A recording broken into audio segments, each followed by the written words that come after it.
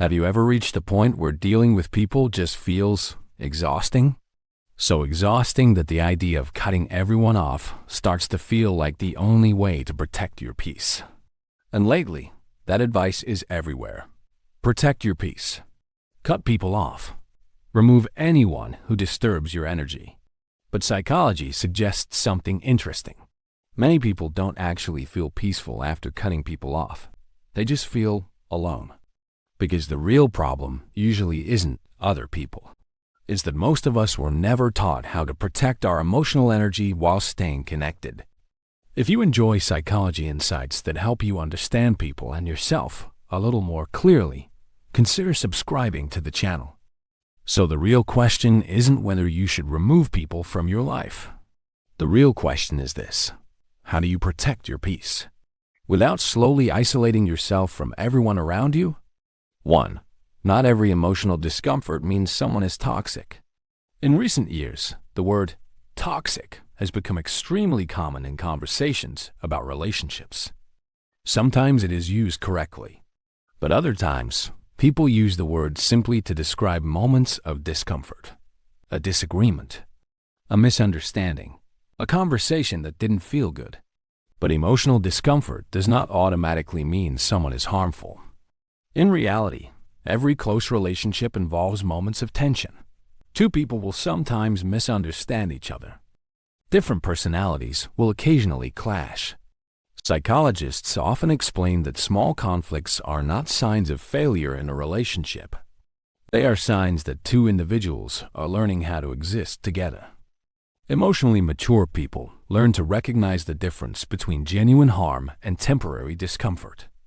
And that distinction can prevent many relationships from ending unnecessarily. 2. Boundaries protect peace better than distance. When people feel overwhelmed by relationships, their first instinct is often avoidance. They stop responding to messages.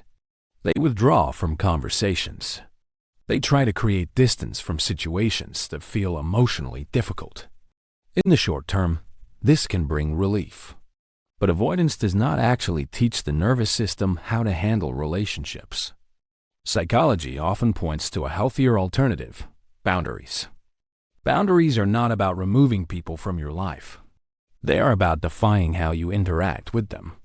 For example, someone might decide not to respond to messages while resting. Or they might avoid conversations that always turn into arguments. Or they may simply share less personal information with certain people. These small adjustments allow a person to stay connected while still protecting their mental space. And over time, boundaries often create more stability than distance ever could. 3. You are not responsible for everyone's emotions. Another common source of emotional exhaustion comes from a quiet belief many people carry: the belief that they must take care of everyone else's feelings. Some people feel responsible for listening to every problem, for solving every conflict, for making sure everyone around them feels okay. Over time, this creates something psychologists call emotional overload. The nervous system becomes overwhelmed because it is constantly managing the emotional states of others.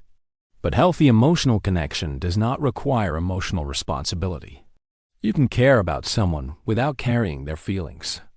You can listen without absorbing their stress. People who protect their peace often understand that empathy has limits. And recognizing those limits is not selfish. It is necessary for emotional balance. 4. Not everyone belongs in your inner circle. Human relationships naturally exist at different levels of closeness.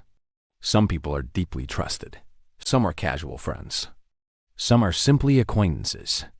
But many people unintentionally treat everyone as if they belong in their closest circle. They share too much personal information too quickly. They expect the same level of understanding from everyone they meet. And when those expectations are not met, disappointment follows. Emotionally balanced individuals tend to structure their relationships differently.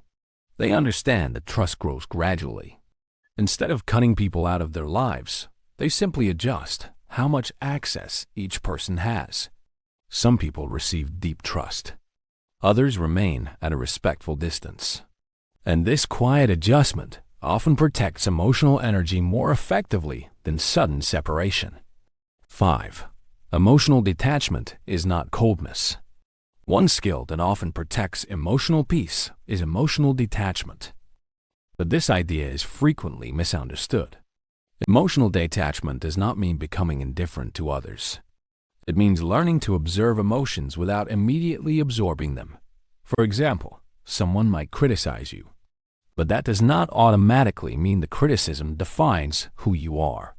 Someone might be in a bad mood, but that mood does not have to become your mood as well. Psychologists often explain that emotionally healthy individuals develop the ability to separate their internal state from external emotional noise. They remain aware of what is happening around them, but they do not carry every emotion with them. And that separation creates psychological stability. 6. Trying to change people often creates more stress. Another hidden source of stress in relationships is the desire to change other people. We want others to understand us better. We want them to behave differently. We want them to respond in ways that match our expectations. But psychology consistently shows that lasting change almost always comes from within the individual. People change when they decide to change, not when someone else demands it. When people spend large amounts of emotional energy trying to reshape others, frustration tends to grow. Those who protect their peace often shift their focus. Instead of trying to control others, they adjust their own responses. They change how much energy they invest. And this shift often reduces stress dramatically. 7. Real peace comes from energy management. Many people imagine peace as a life with no conflict, no tension, no difficult conversations, but that kind of life rarely exists. Relationships naturally include misunderstandings and emotional differences. The people who maintain long-term emotional balance are not those who avoid all stress. Instead, they become skilled at managing their emotional energy. They learn when to engage, when to step back, and when to simply observe without reacting. Peace, in this sense, is not about isolation. It is about remaining calm while still participating in the relationships that matter. And for many people, learning this balance becomes the real meaning of protecting their peace. One of the biggest misunderstandings about protecting your peace is the idea that it requires removing people from your life. But for many people, peace doesn't come from isolation.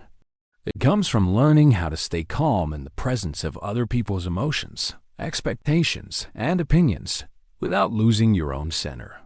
If some of these ideas felt familiar, you're definitely not alone. And if this kind of psychology content helps you understand people and yourself a little more clearly, feel free to like the video, share your thoughts in the comments, and subscribe to the channel so we can keep exploring these ideas together. And that awareness is often the first step toward a quieter and more balanced inner life. In the next video, we'll explore something closely related: why psychology says the happiest people tend to follow 8 surprisingly small daily habits. Because sometimes the difference between constant emotional exhaustion and quiet happiness is much smaller than most people realize.